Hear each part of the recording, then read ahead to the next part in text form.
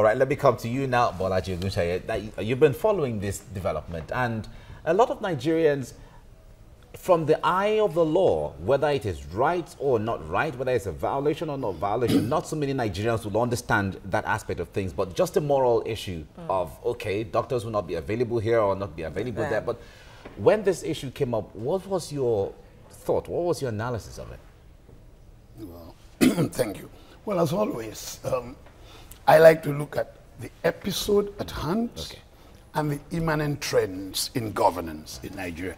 And usually when you have a crisis of this nature, whether it's with Pengasan or whoever else, those two aspects are reflected in an interrelated manner. Yeah? Of course, look, we've got this problem. It's a system-wide problem. That is people not taking work within the public sector, the MDAs, seriously enough. So here, what you have is a situation where I'm very sure a number of doctors, I don't know, maybe are there a lot of them, a few of them, 50%, we don't know. But it is the fact that there are doctors that take advantage of the units, and there are 40 units that they have to sort of do in a week or so, and that they take advantage of that. But on the other hand, there are doctors that do 80 units instead of the 40 agreed with government and everything that government has asked them to do. Now, like I said, this is an episodic problem. The other day I was talking with a woman who I guess works somewhere within the Lagos State government establishment, because she was close to that area. I might have been wrong, but I assumed she was the Lagos State civil servant. Interestingly, she was telling me that, look, it's better to work in the civil service. Even if my son got a job in Shell, I would tell them to come and work in civil service. I said, why? So, well, you know, you can't be fired. Thank you very much. So it's good. I would love to be able to work sloppily, fail every time, and not be able to be being fired. One.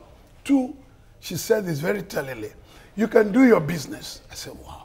You can spend government time to do your business. So don't let anyone pretend that this is not a systems-wide. In Lagos, in Abuja, in Kafancha, anywhere.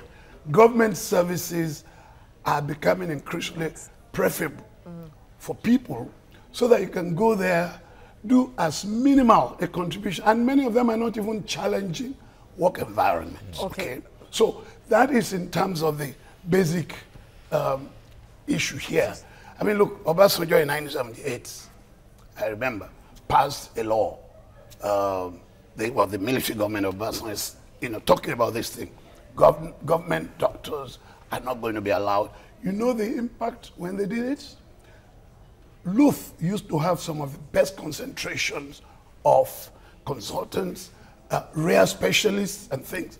They all vamoosed, went to the US. I was about to say that. They all vamoosed. So now I don't know whether you have that caliber, that collective of world-class, you know, because of the quality of teaching now, or producing doctors.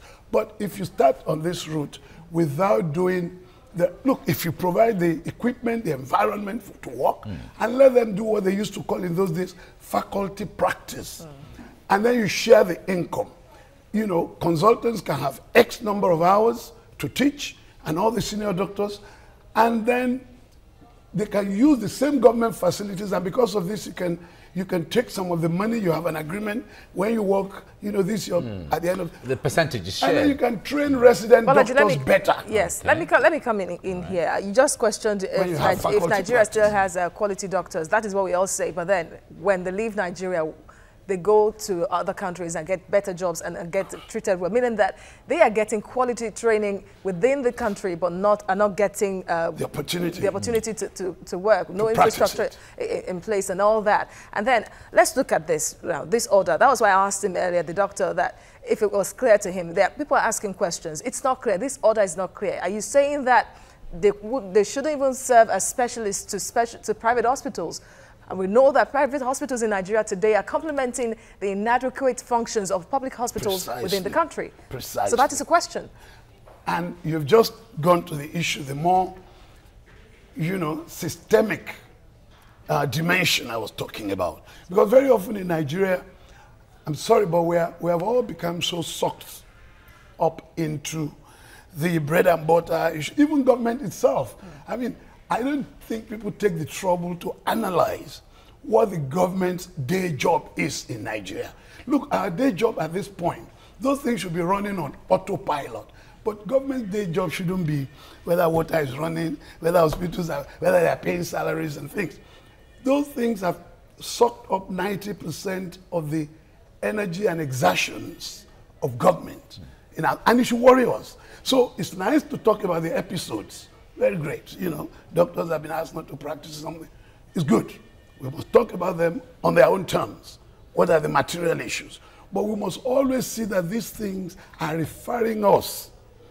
These are reference issues to the deeper structural problems of development governance in Nigeria and problems of the transition from a pre-industrial backward economy to an industrial, technology-driven, you know, new knowledge. We're not even talking about moving into the knowledge economy, into the disruptive technology, all these new things. I'm not even sure that we are, you know, I'm giving a talk at immatriculation in one of the private universities very soon.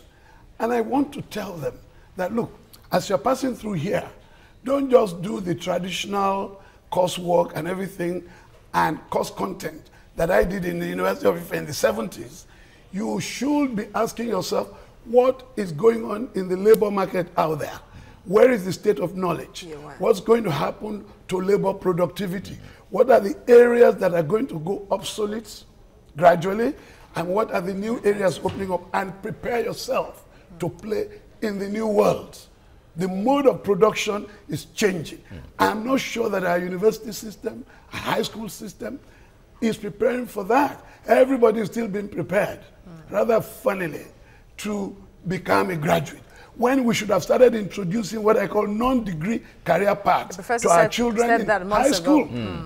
Now, in this situation, with this new order or this proposed order, what could be or what can be the implications going forward? Because like she said earlier on, and you corroborated, public hospitals, whether primary health at the primary healthcare level or secondary or tertiary, they are not adequate. They are not spread out there. People don't have access to them easily. So if this happens, what can be the implication? If doctors who, you know, because you live in certain village, you decide to set a small clinic there, you work in a general hospital or a teaching hospital, but because you live there and there's no access to it, you decide to set up your small, just to attend to people around there. So if that is going to close up, what's the implication of all of that? I think it's simple and straightforward in my view.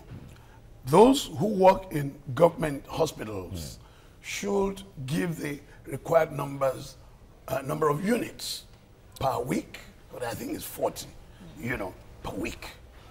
And do that with integrity and set up a monitoring mechanism to make sure that you cannot breach that. And of course, let there be consequence. You know what I mean? Let there be consequence applied for breaching the rules. And that will go within the normal flow of HR management, work quality and supervisors, looking at what people are doing within the corporate, do you understand, framework of rules and But that is if the government says, yes, put in the required units. But that is, the government has been somehow shrouding all this in, maybe it's not really clear. Let's just say that it's not clear yet. That is there why are doctors that do more than 40 units, some of them, because precisely of the weakness of the system. The government is saying, the minister says, doctors in public hospitals would not be allowed to engage in private practice. So it's not clear. That is so is it those that do not put up to 40 units required, or what? That is the question. I don't even know whether this is actually a new law, or is a continuation, or if a revival, like TSA, of the decree passed under Obasanjo. So it's been there all along. Maybe everybody just ignored it. But the key thing is, he made a very important point. The health care coverage, doctor per X number of, or geographical area, is very inadequate. So if somebody who was doing their complete number of units with integrity, decided to set up at off hours, these services. You cannot say the people in that area should die for lack of medical service just because you want to stop the government doctor who is there from practice. I think they need to work out something and recognize. You see, when the government in Nigeria is dealing with episodes, it always deals with them as if they are not a reflection of deeper structural problems with governance in Nigeria. And the earlier they start doing that, I think the better for the whole governance business. All right. Thank you very much, Bolaji Ogunsheye, development consultant, for lending your insight into all this for us right now. Thank you so much. Thank you. Thank you.